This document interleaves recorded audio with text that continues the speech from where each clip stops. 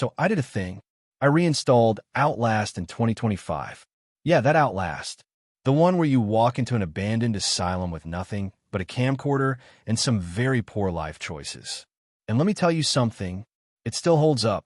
In fact, I'm here to argue that Outlast isn't just one of the best horror games of all time. It's the best. Let's talk about why. When Outlast dropped back in 2013, it didn't have a massive budget. It didn't have cutting-edge ray tracing or motion capture from Hollywood stars. What it had was pure, unfiltered terror. It knew what it wanted to do, and it did it brilliantly. You play as Miles Upshur, an investigative journalist who gets a tip about weird experiments going on at Mount Massive Asylum. So naturally, instead of calling the police like a normal person, he grabs his trusty camcorder and heads straight into the mouth of madness.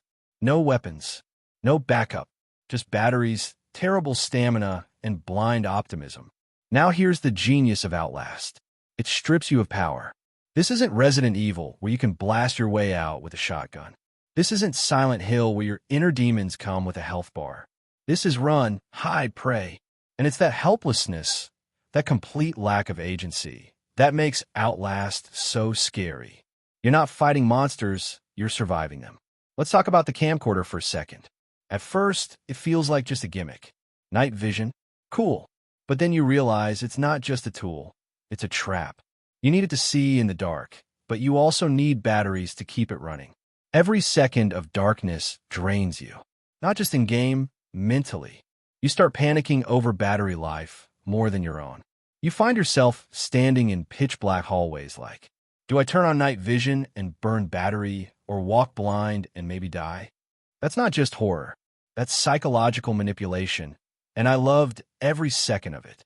And then there's the sound design. Holy hell. Creaking doors, whispering voices, distant footsteps. Sometimes it's your own breathing echoing off the walls, and sometimes it's not. The game messes with your ears constantly. You hear something, turn the corner, and nothing's there.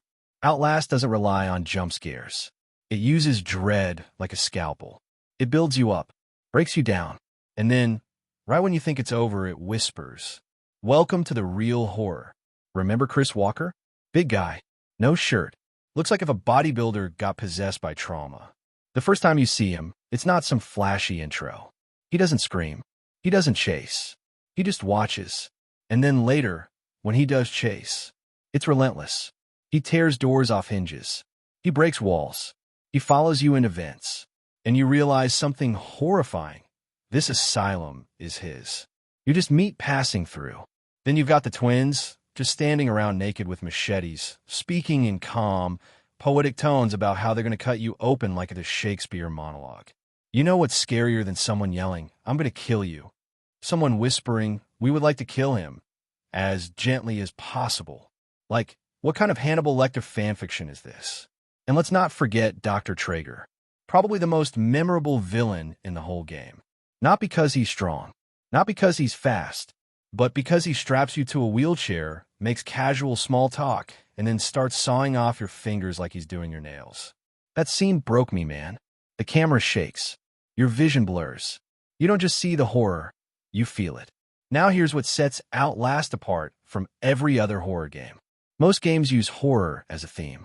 Outlast uses horror as a mechanic. You're not just in a scary world. You're forced to engage with it. You hide in lockers while breathing heavily. You peek around corners because you're scared of what's there. You run because there's literally no other option. It's not about killing the monster. It's about hoping it doesn't find you. Let's also not forget, this game came before PT. Before RE7's first-person reboot. Before the surge of walking simulator horror games. Outlast set the blueprint. Indie horror games today, they all owe something to Mount Massive. Now, is it perfect? No. Some of the chase scenes get a little trial and error. Some story bits get a little science fiction-y. And Miles, man, that dude wheezes after jogging like 5 steps. Get it together, bro. But none of that takes away from the impact. Because when you think of horror that lingers, when you think of a game that made you sit in silence after turning it off, it's Outlast. Even now, over 10 years later, people still talk about it, still stream it, still scream to it. Why? Because it didn't just scare you once. It scarred you. So yeah, to all the new horror games out there trying to chase that same lightning in a bottle, I respect it. But if you ask me, Outlast is still the undisputed king of horror gaming. Not because it shocked us, but because it made us afraid of shadows, silence, and ourselves. If this video gave you chills, go ahead and slap that like button till it echoes through the halls of Mount Massive. Drop your Outlast horror stories in the comments. I want to know what moment broke you. And if you love games that make you question your sanity at 3 a.m., hit subscribe. This is Retro Gamer, signing off.